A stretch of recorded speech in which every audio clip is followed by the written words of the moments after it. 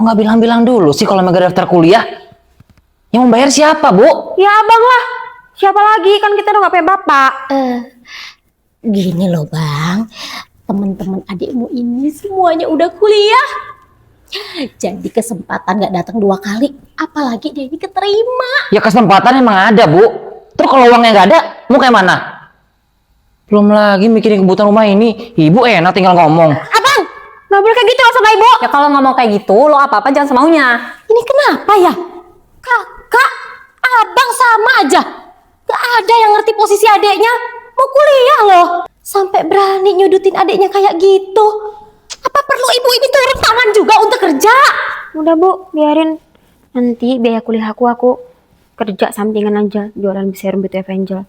Lagian kan aku apa-apanya gak sering kok minta sama abang.